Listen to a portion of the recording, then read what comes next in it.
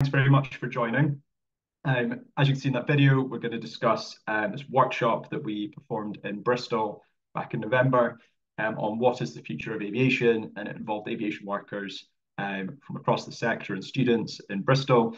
It was a really inspiring and great thing to be involved with. I'm really excited to kind of give you a bit of a run through of how it worked and why we were doing it and where we want to go next. Just to say, I'm Finlay Asher. I'm an aerospace engineer, a member of Safe Landing. We got the funding together to commission this workshop. I'm going to talk through some of this and why we think it's important, but we've also got Involve here who facilitated and organised the workshop independently. We've got Steph Draper here. She's the Director of Innovation and Practice at Involve. So I'm going to start off by kind of giving bit of an overview about why we think worker assemblies are a good idea and what they are. We'll then pass to Steph to present how the workshop was organised and how it was formatted, how it went on the day and some of the results. I'm then going to give some reflections on that, and we'll have a question and answer session for us to hopefully have a bit of a detailed discussion and get your questions and hopefully talk through that, as well as give some next steps and how you want to get involved if you think this is a good idea too. You'd like to run something like this in your particular context, or you'd like to be involved in advocating for workers' assemblies more generally, we'll let you know how to do that. So I would just like to start by giving a bit of context here. There's a few things that have happened very recently in the UK that I think are really relevant to what we're trying to do. Two things to begin with in Wales. There's a big steel production facility at Port Talbot in Wales. It was announced that potentially this was going to close down. It was then basically announced that there was government funding available to convert what was a facility that used coal, fossil fuels to produce steel, into something that would use electricity to recycle steel. There's a lot of government funding involved. But even then, we're going to see a reduction in the workforce. And Unite the Union, who cover that workforce, have put together their own plan recently last year to try and argue there should be a different future for that facility. But arguably, we should have been having this conversation quite a long time ago, using government support for Tata, who are a massive company, can afford to transition, but haven't really done so. And now we're in a situation where the government's having to give them a lot of money just to keep the site open in a reduced form. Then you've got Grangemouth, big oil and gas processing facility in Scotland. It's announced it's going to close in 2025. Again, we've obviously known that oil and gas processing and refining is a sector that needs to change. We could have been looking at alternative futures for that site. And now we're kind of at the point where we need to scramble for it to possibly just close and a lot of people to lose their jobs, and what will happen with those people. So there's a really big incentive for workers to get ahead of industry, to get ahead of government, and to provide inputs on what the future of their sector should be. Similarly, in farming and agriculture, we've seen a lot of protests in the UK, but also across Europe around new environmental policies in the farming sector. Whether it's using more land for biodiversity and farming practices and costs.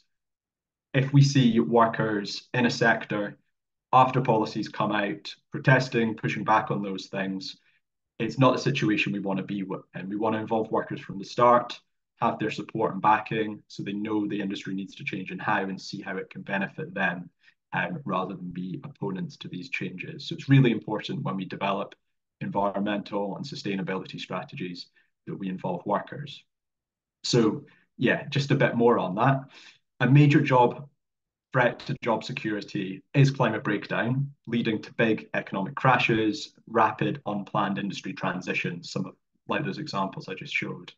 Workers in high carbon sectors are most at risk. If those workers are given a voice, they could be agents of change though, and actively push for government policies to be implemented early rather than through late disaster when there's not much they can do about it. Workers are obviously directly affected by these strategies. They understand their industry best, and they can also dive deeper into industry-specific issues in a way that politicians and the general public can't. Workers also have the ability to negotiate with their employers and even take industrial action within their industry to be another vehicle for change. So what's the problem? Why don't we do this already? So industrial plans are often dictated by business leaders right at the top of the industry. They're incentivized by short-term profits and cost cutting. They don't necessarily want to invest early on in transforming a particular site or their industry and spending lots of money up front. They'd like to wait for someone else to pay for it. Workers have a longer term view. They know their industry best and they should be engaged in developing sustainability plans. We know that, I want a job for 10, 20, 30 years. I've got a real self-interest in what happens in 15 years' time that often a business leader doesn't because they won't be here anymore. But within each sector, the challenges of decarbonisation are really complex. There's a wide range of potential policies, technology that could be used, and that is quite hard to navigate for workers that might just be focusing on one particular area. Within trade unions, we've got relatively short branch meetings, committee meetings, conferences. Often you have to go along with a one-page motion to discuss something. It's really difficult to have the time and space to properly assess these options, consider them in detail, deliberate on positions, and produce worker-led alternative strategies that are different from industry. So this is where the idea of workers' assemblies come in. I think it's important to say that, like unions or just workers in general, really do need to have these alternative plans and strategies so that they can have independent positions. And we are seeing that happen in some sectors, in the steel sector, in the oil and gas sector. This is about saying, well, how do we do that? What format does that take? How do we involve workers across the board? How do we give them the time and the space? How do we give them expert evidence? How do we ensure that that discussion happens in a really productive and a really collaborative way? And we've looked to citizens' assemblies as a really good process and believe that this could be applied to workers in high carbon sectors. So, as I say, they'd be based on citizens' assembly processes. There's sortition, there's advisory groups, there's expert speakers, there's facilitated deliberation, all established processes that we'd look to bring on board and use, maybe tweak slightly for the context of workers. The aim is to empower workers with time, space, expert evidence, and specialist facilitation to produce democratic, worker-led recommendations for the future of their sector. It's critical that we give workers adequate time to become informed about various options, hear from experts, ask questions, and explore recommendations in depth with the other participants. If you think about it, within the aviation sector, if you manufacture wings for an aircraft, you're maybe not going to know much about fuel production processes, which are really important, or biofuels or carbon offsetting. But these are things that will massively impact the future of your sector, and you should have a say on. And that's why we need to kind of provide that space. These recommendations could then be fed into existing democratic processes, whether that's within trade unions and their branch meetings, conferences, etc., and also government policy making. So elected representatives can then consider those recommendations and whether to bring them in. So we wanted to kind of give this a shot and focus on aviation. My group, Safe Landing, is focused on empowering aviation workers to push for a more sustainable future for aviation. So that's like an obvious hook why we were interested in this. But other than that, we think aviation was quite a good area to look at this first. Firstly, it's a high-profile industry. It's quite an interesting case study. It's still high carbon. It's 99% reliant on fossil fuels. There's also quite a lot of mixed opinions about the best technology and policy options. There's carbon offsetting, there's hydrogen aircraft, electric, there's alternative fuels like biofuels, or electrofuels, and there's a range of different policies.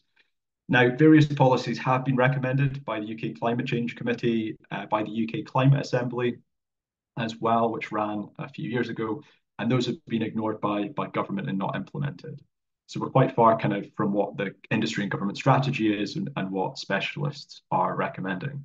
It's also a relatively concentrated sector. It's got a relatively small number of large companies and unions. So it would be a bit easier to organize than, for example, looking at the energy sector or the agricultural sector that's more distributed with a larger number of smaller companies.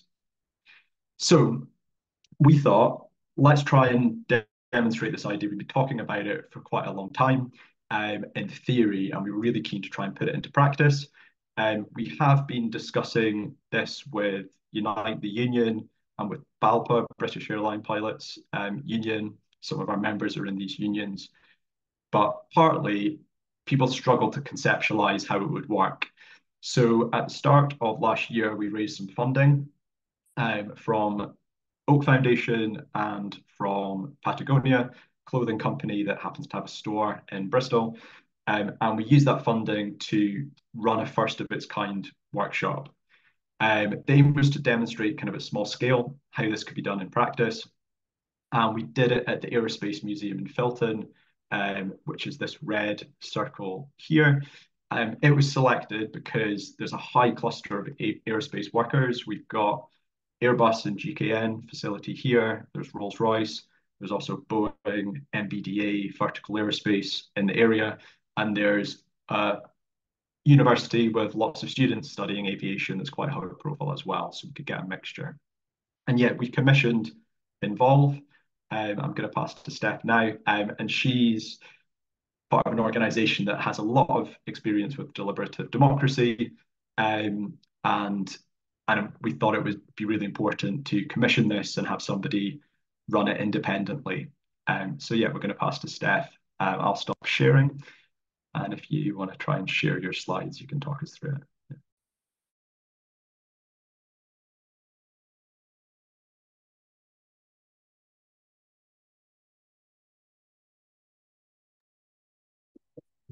Hi, everyone.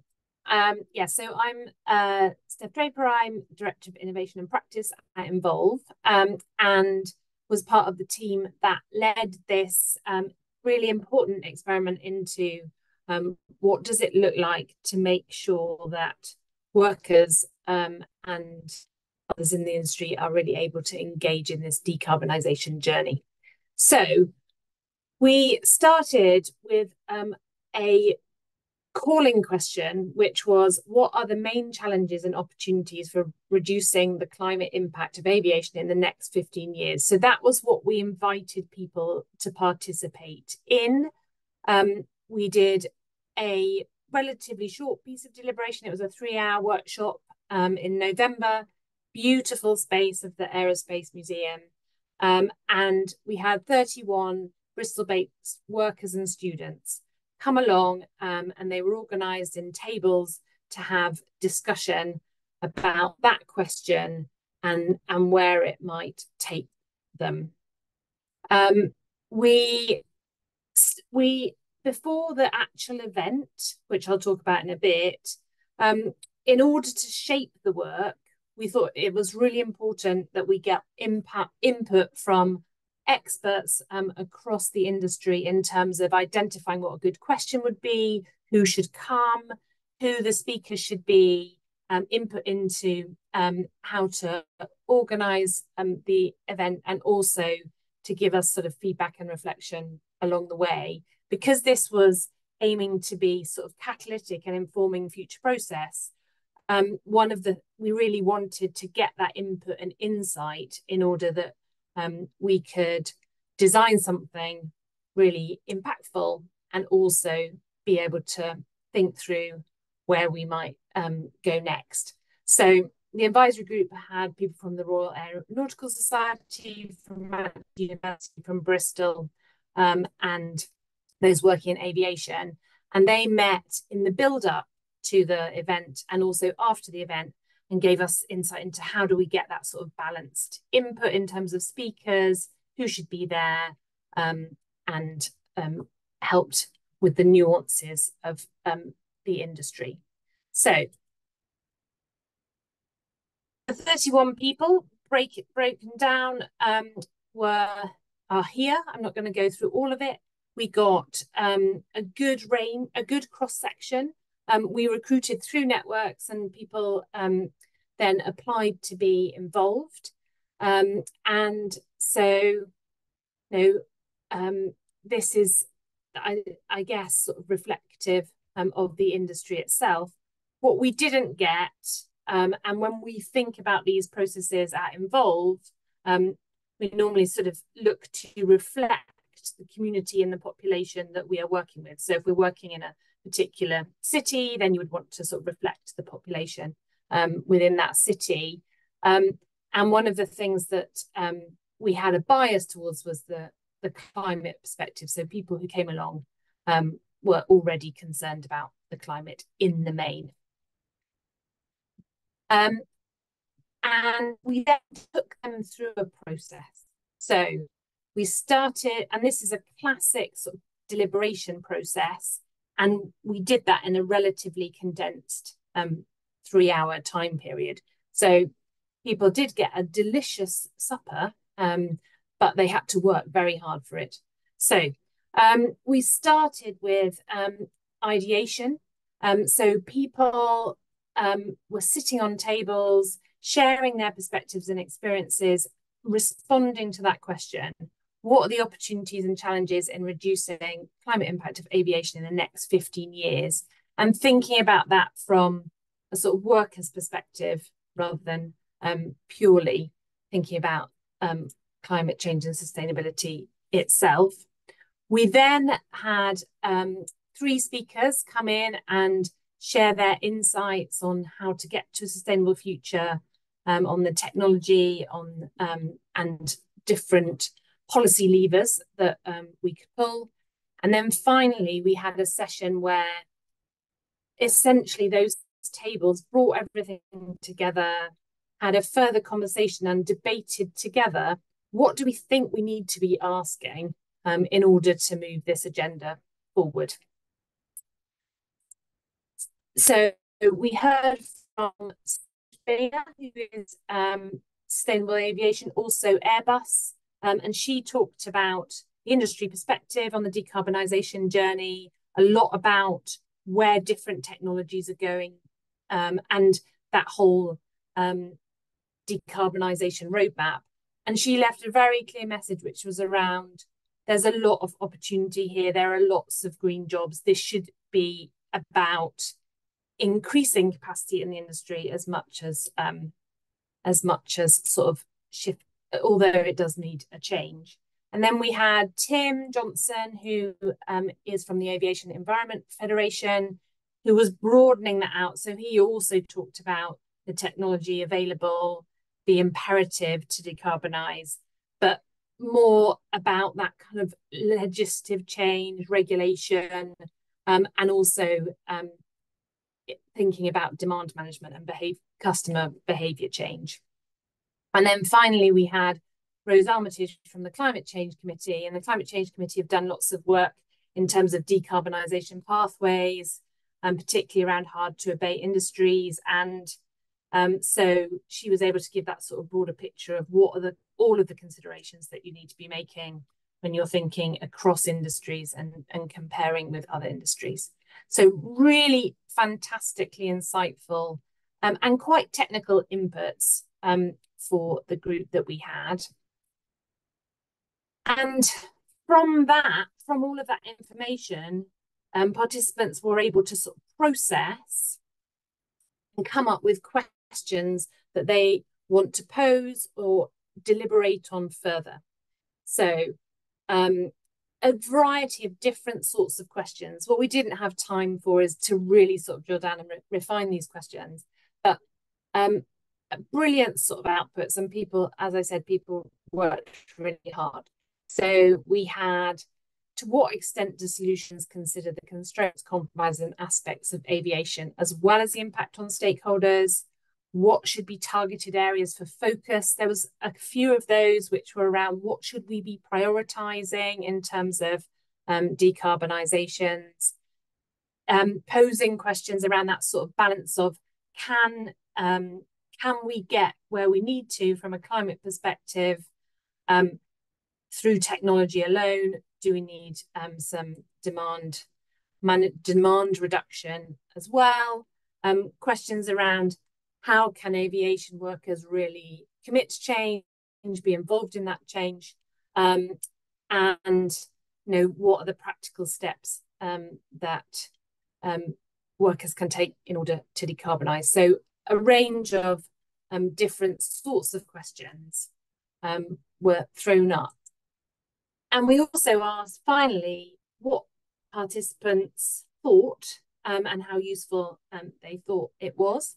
And you saw from the video that we had a really positive response from our kind of mix of three-quarters workers and three-quarters workers and a quarter students, and that it was overwhelmingly positive in terms of people thinking this is a great conversation to be having.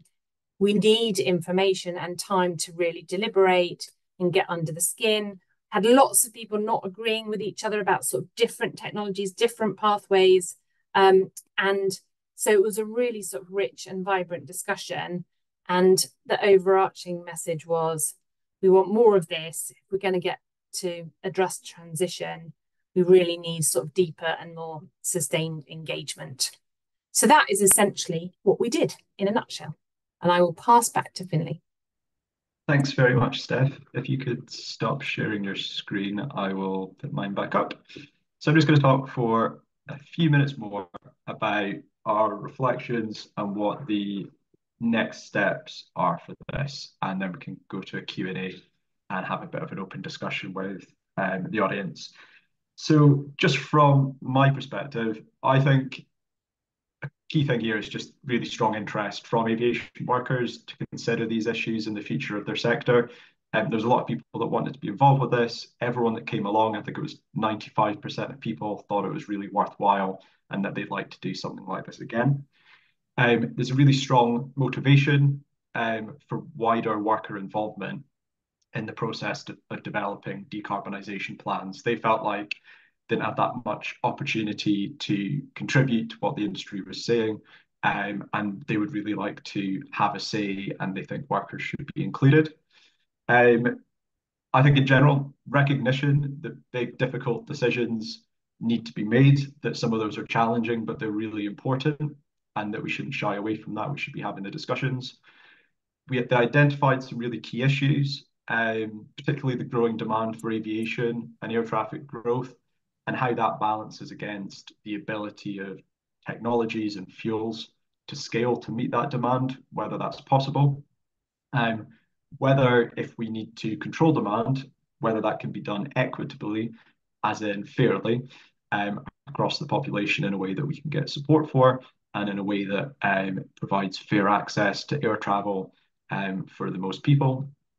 The need to prioritise decarbonisation activities, so just recognising there's so many different things we could be doing, so much different avenues we could spend money on and focus on, and we might just get spread ourselves too thinly, or just spend most of our time and money on the wrong stuff, and we really need to be able to prioritize that, which I think is a really important thing for the aviation industry. We could spend a lot of our money on, for example, a particular type of alternative fuel and forget about actually more efficient aircraft technology. And it's important we get the right balance there, so we don't spend money on something that is potentially a dead end and can't be realised. Finally, there's this need to collaborate more across industry, share ideas. I think our perspective is this is really important. I was working in aircraft engine design, looking at future technology. It's really clear for future aircraft that we need to integrate our engines and our aircraft. But I know from working on that the engine manufacturers want to keep their intellectual property, and so do the aircraft manufacturers making the wings.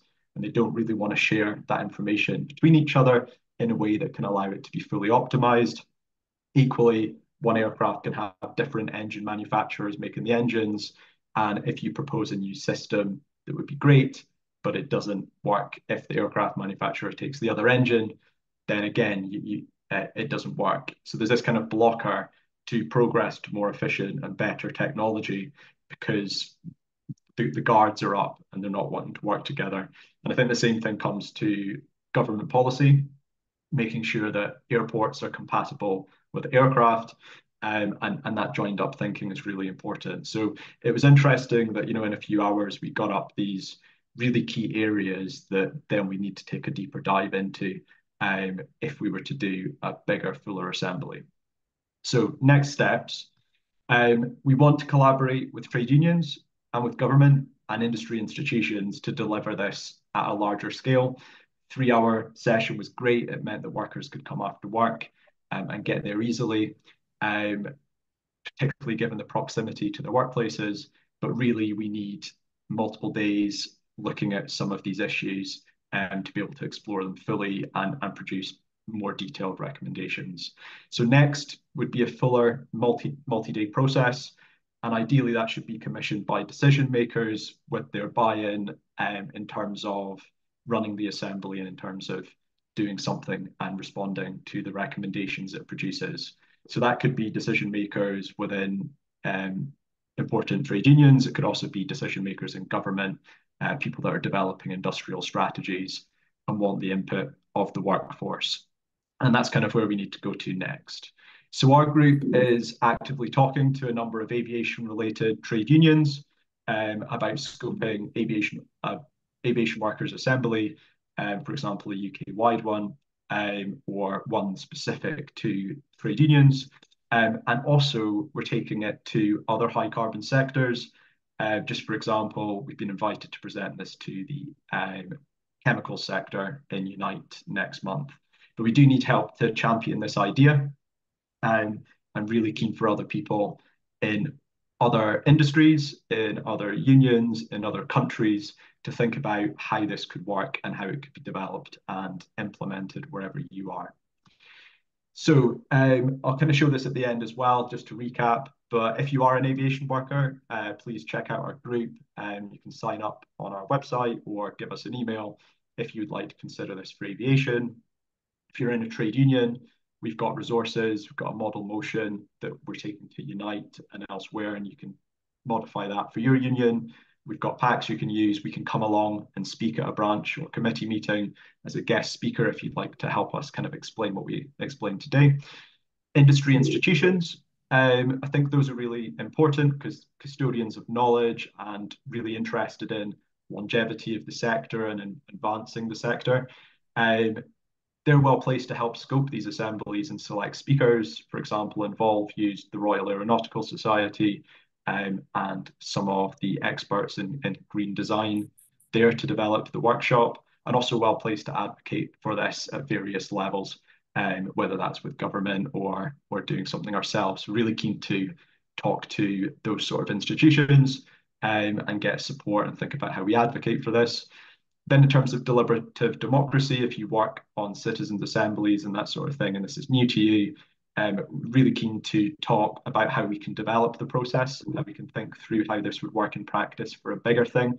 If you're doing research and you think this would be a really interesting area to explore and to develop some scenarios for in your work, we'd be really keen to talk about that, as well as any relevant opportunities you're aware of in the space where we could bring this in, whether that's getting funding or whether it's just an opportunity where government's looking to do something, use a citizens' assembly, maybe a workers' assembly could be used as well. So, like to go on to questions and answers. Yeah, we're doing quite well on time. We've got another 25 minutes. But yeah, really keen basically for any questions because we've covered quite a lot there. Feel free either to put your hand up and you can ask a question using your microphone, or also if you put something in the chat, I can check that as well. Jonathan, you're first, and then there's go for you. Hey, can you hear me? Cool. Yeah, I was just wondering if you'd had any reflections on how to get more involvement from people who don't rate the climate crisis as an issue. Because I think that's really key to, first of all, getting a more representative kind of output from the workshop, but also in terms of getting more people involved generally, rather than preaching to the echo chamber.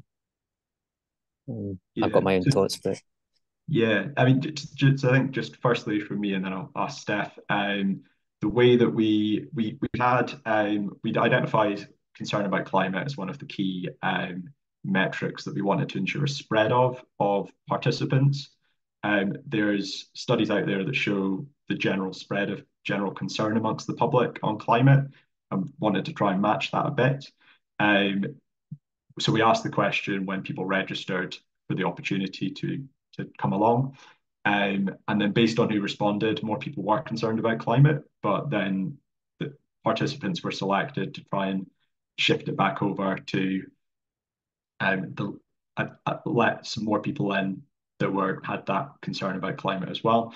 For a wider assembly, we basically do that on a wider scale. So what you do is you firstly put it out, you ask that question when you ask people if people want to register, and then you've got the data, and you can use something like the sortition process to skew back toward to make sure you've got a representative views of different varying levels of climate concern in the participants that come along. And that's the same process you'd use to also ensure the right gender balance, the right balance across different companies and roles and that sort of thing as well. Steph, would you add anything to that? Yeah, I mean, just to say that if you did a much bigger process, you would have a much more in-depth recruitment process where you would use sortition, and you would, as Finley explained really well, I think, get that reflection and also be able to select on the basis of different views.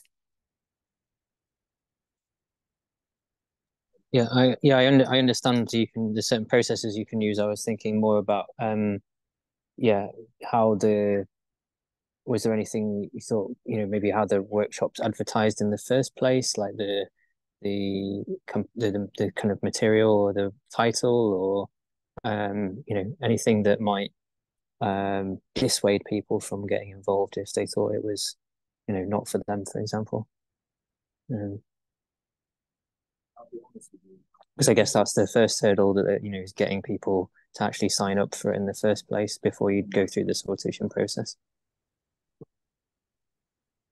Yeah, well, it's something in general as well. Like, for example, if you want a certain gender balance and you get it's skewed more one way than the other compared to what you know is representative. Yes, absolutely. And then you go back and you look at how you're advertising it, where you're promoting it, and also as you say, the wording and the graphics used in a way to try and encourage.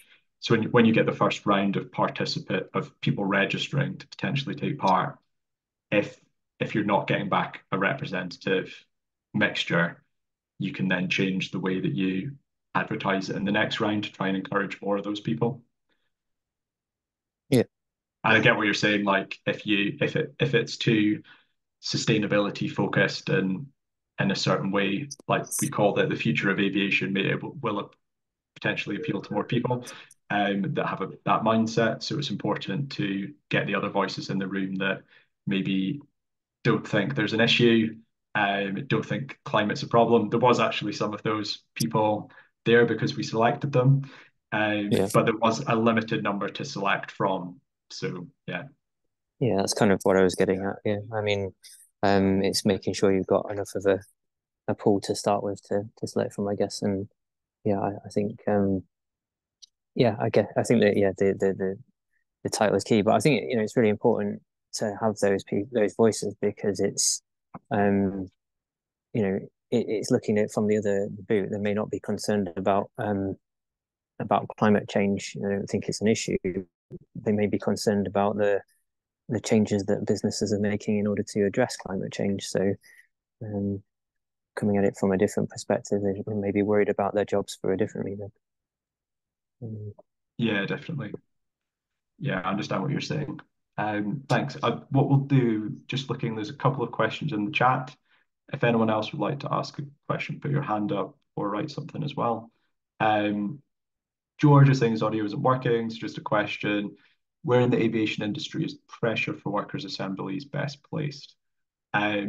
So one of the things we're doing is with trade unions, because trade unions is an obvious place where you have workers getting together and organizing and coming up with positions that they use to push their employers and to recommend things to government. So we think that's an important area. I think the other area is to say, well, actually, there is governments that are developing industrial strategies, and they might run a citizens assembly to try and understand what general public's feeling is about something, but equally they should be involving workers. And that will give them maybe a different answer just from engaging with people right at the top of the industry. So those are our two kind of avenues where we think this is interesting, but equally keen for other people's thoughts on where best to take it as well. Jerome has said, have you come up with any ways of involving elected representatives from municipalities or local authorities that are home to aeronautics companies, perhaps give them a role in communicating or organising these worker assemblies? So yeah, I think just in general, I think if you think about how you could scope it, quite often it comes up, how would you scope an assembly? And there's different ways to do it. You could look at different parts of the industry, you could look at different regions, locations. So it could be that you do a global one that includes aviation workers from lots of different countries. You could do a national one that just looks at the UK or just looks at France or the Netherlands.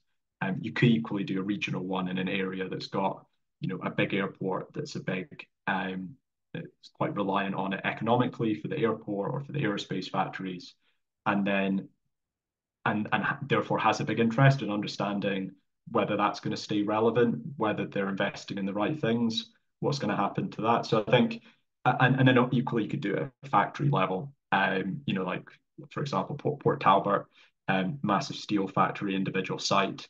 What is the future of that specific site? And I think all of those things have merit, all of them, and probably it would be great. An ideal world would be doing multiple assemblies at different levels. But yeah, I think it's quite a good idea thinking about specific regions that are really big on aerospace.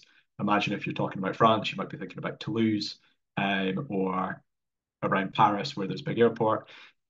So yeah, I think that's a good idea, although we've not contacted specific representatives in the political space like that. So any suggestions, if you'd like to take that to people, we'd be very keen to support that happening and kind of help empower you to go and have those conversations, and we can get involved with that if you think it would be useful.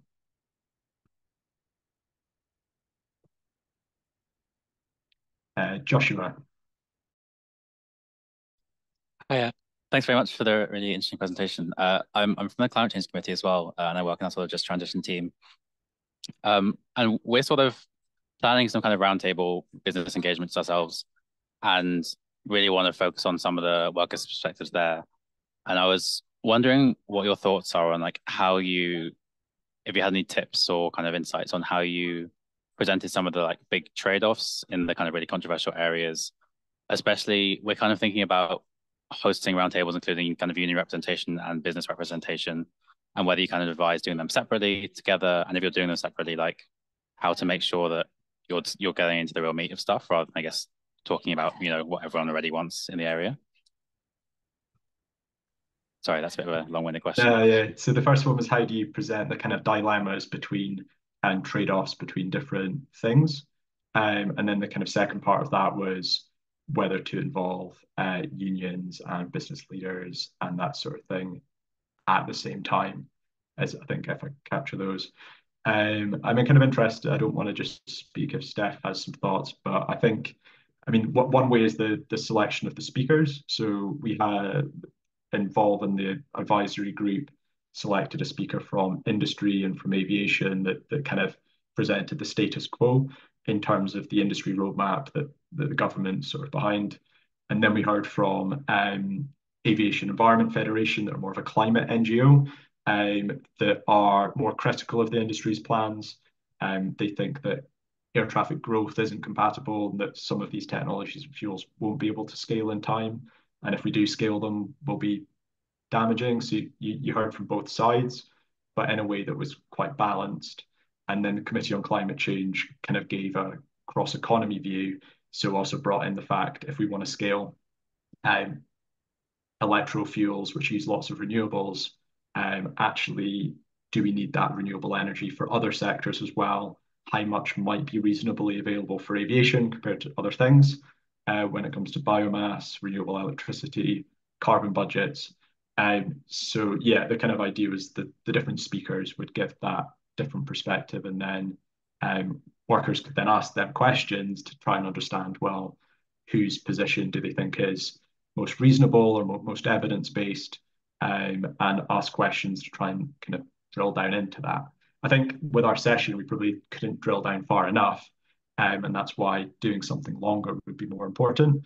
And then I think the other thing is just, yeah, from unions, business leaders, I think there can be quite a difference. I think maybe having some sessions where they're together, but also kind of on their own and can think about their own different self-interest is important. I think they have different motivations, they might, and a different time horizon and a different perspective. Like increased employment is good for a union, it's not necessarily good for a business leader. So, and same with investment from the business that would create jobs, but cut profit in the short term. So I think it's worth having both. Yeah. Would you add anything to that, Steph? Yeah, I mean, I think there's a lot of variables that it depends on in terms of who's commissioning them. So if you were to have sustainable aviation, the kind of industry collective of commissioning it, then you would want workers to have a completely sort of independent space akin to sort of alongside the unions to have that discussion, and then to feed into the people who already get to make decisions and hold a lot of power. So you don't want to kind of create a very sort of dramatic power imbalance in the room, which you might risk with having your business leaders and sort of workers alongside. But in a lot of our processes, the commissioners or people, interested parties, will observe, they'll hear the recommendations, so they are in the room and seeing the value and how well people deliberate when they're given a sort of range of information on things like trade-offs. And so then they're much more bought into the process, so that then you can actually get those recommendations taken forward. Thanks, Beth. Sam, would you like to go next? Yeah, thanks, Finley. Thanks for the presentation and bumping this up to PCS. So PCS Trade Union, for those who are not aware of us, we're civil service trade union. And we've been in touch with Finley for a long while now and discussing some of this. Yeah, really interested to see that. I guess I've got a couple of questions, and I think one relates to partly the question Catherine has put in the chat as well. I suppose what I haven't picked up, and I've just been having a quick flick through the report as well, and it didn't seem to have the annexes with it, but how is the aviation sector being defined? Because for us, our members are in air traffic control and at airports. So there'd be the people assisting around the airports and stuff like that. A lot of what I heard from the presentation seemed to focus on technological changes within aircraft design and stuff like this. So I guess how narrow or how broad is aviation being seen through this process?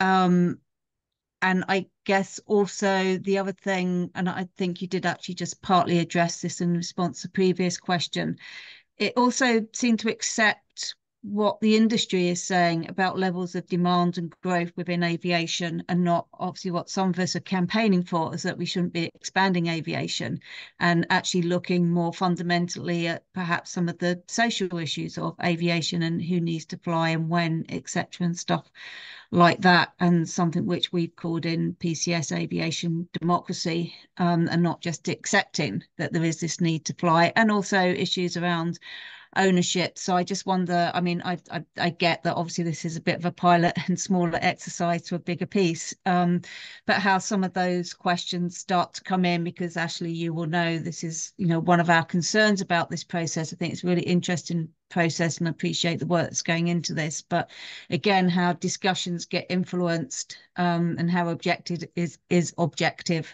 in the longer term. Thanks. Yeah, thank you. So I can kind of cover the first one, which is like the scope of the participants. So as I said, you could have the scope with location in different levels, and I think it's the same with the scope of workers. There's a lot of people that are influenced by aviation, for example, indirectly in tourism, including taxi drivers to the airport and people that work in hotels. Those are sort of the indirect employment, and that would be a very wide assembly that I think would quite dilute what you're after. There's direct employees in aviation that work in airlines and airports and engineering and factories. And then like obviously there's subsets. So you could just do an assembly just with pilots or just with air traffic controllers. And then an even more smaller subset of that is those workers that are in the union. So I think the answer is it's sort of how much time do you have, and how long is that piece of string to be able to do. And when you scope the assembly to begin with, for example, if PCS wanted to run a workers' assembly looking at how the civil service might need to change, one of the first things you identify the questions that you want to ask, and the real thorny issues that are contentious and are worth doing this with. And then you'd think about the scope of who you'd want to include in there to have a really rich conversation with the people that have the right subject matter expertise and the right influence to want to affect that. And then you then set your scope based on that. And it also might include, you know, I think one thing for us is that we were talking about the fuels being really important. So you do an aviation worker assembly, you might want to bring in some people with fuel specialisms from outside the sector as well. So that basically, I think it's kind of part of the scoping exercise is picking a scope that is practical, but is also going to get you what you want. And that's part of how you start off. And then the second thing about sort of biases with participants and with speakers, that's kind of exactly why we think this process is important, because it's trying to bring in different perspectives. There's an advisory group that's independent that helps select speakers that have different opinions. For example, AEF, Aviation Environment Federation, second speaker was in favour of reducing air traffic, didn't think the technologies would be scaled in time, and gave a really strong evidence-based opinion of that. You had the Committee on Climate Change that sort of have aviation can expand, but only if it's meeting its carbon targets position. And that was, I think, represented quite strongly in the discussions that were had. I think some of the participants were talking about, we need to limit aviation. How do we do it fairly? If we are going to grow aviation, how are we going to meet that with technology and fuels? Is that possible? Was a key question, and I think that's fundamental to us deciding if we can grow air traffic or not, or need to reduce or keep it steady or do something else. So that hopefully kind of answers the question from Catherine in the chat as well, to what extent have the levers for reducing air traffic been identified. So there was, policies like carbon taxation, frequent flyer levy, limiting airport expansion for the time being, applying a carbon management plan that means you can only expand if emissions are going down. Those were all things that were discussed. Probably not in the level of detail we would have liked, because we had 3 hours to cover everything. But those are the exact things that we want to do in more detail if we could do a bigger, fuller assembly. Steph, would you add anything to that? No, I think that balance of speakers, it did definitely factor in all of the different variables. So there was quite a robust exchange between Solange and Tim in terms of kind of demand management and other mechanisms, and would technology save us entirely sort of discussion. So, and with a longer deliberative process, you get an even better cross-section of speakers. So you kind of reduce that level of subjectivity as well further. So you design it with your advisory board to get lots of different perspectives for people to work with. And I think, I think the challenges that Sam in particular were talking about are really real. And this exact process is designed to try and work through those challenges. I mean, it won't eliminate them because people always have biases, they always have self-interest. But this process is like, well, how do we give ourselves our best chance of being able to sort through the fact there's conflicting information, conflicting opinions, different self-interest going on, there's misinformation out there, there's misleading greenwash in terms of particular things, there's different opinions on policies and what's fair. So that's it can be quite a difficult discussion. And me talking about that, trying to just talk about things individually, taking a motion to a trade union and saying, we think carbon offsetting doesn't work, can be quite like an emotive thing. A lot of people have preconceptions about things. And that's exactly why we think, like, how can we ensure that we have like a collaborative, constructive discussion where it's as evidence-based as possible and it's as balanced as possible via some of these processes. We're trying to target some of those challenges in the best possible way. But it is always then still the challenge of trying to, I think, design and facilitate something that has the right balance in it. And then just looking, so we've just got a few minutes. I think we've covered on timelines. 15 years was asked because it's kind of understood 2050 is going to be too late. Thinking 15 years in advance is actually not much time when it comes to aviation, and it really concentrated minds on what needs to be done this decade rather than in the 2040s. Yes, I think shareholders are very important. Probably arguably they have the most say at the moment and are kind of dictating what happens. And this is about kind of giving workers trying to empower workers to think differently from shareholders. But be interested in your thoughts, Bernard, about how to engage with them. Anna, beyond just discussing and presenting the differences in opinion, do you think it's possible to come to a common understanding? Do you want me to take that? Yes. So in the climate assembly process, you will quite often get shared agreement on a kind of overarching vision and sort of principles. You also will get a whole load of recommendations that everybody signs up to, and then you will get some more contentious or sort of more debated recommendations that you sort of indicate these are not from the whole. So you'll get recommendations from the whole assembly that people are supportive of and have co-created and built on. And then you will get some where they're more ideas or suggestions not from the whole assembly. So you're not always looking for consensus. It depends how you want to sort of build it. So you're looking for recommendations that have support. So for something like the People's Plan for Nature, we actually did a whole sort of assessment of levels of support of all of the recommendations from the assembly to make it clear that there are some which are very highly supported and others which are more debated. But it does enable you to get to some shared views in a number of areas for sure. And I think, when it came to potential risk to jobs, this was something, people were saying, well, if we have to do less of something, how's that going to affect jobs?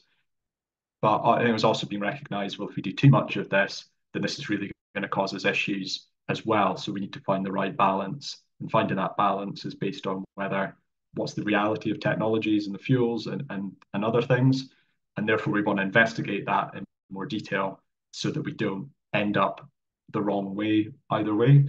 And in general, I think it was a really collaborative session where it felt like people weren't arguing, they were working together. come to kind of stuff that we could find consensus on. So yeah, I think we need to wrap up there. I've put our email address in the chat. We will also be sharing like basically this presentation pack and the recording with everybody that registered for the webinar. We'll send that out probably tomorrow. So please get in contact if this excites you, if you'd be interested in championing this idea, if you'd like to ask us more questions, or have us take this to somebody else. We'd be very keen to support people wherever you are to do this and to help further this as well. So yeah, look out for that email. But in the meantime, as well, if you make a note of our email, you've got any thoughts, you want to follow up on this, please get in contact. So yeah, thanks everybody for joining, particularly at lunchtime. I hope you all have a great rest of your day, and hopefully this has sparked some thoughts in your mind about where to go next.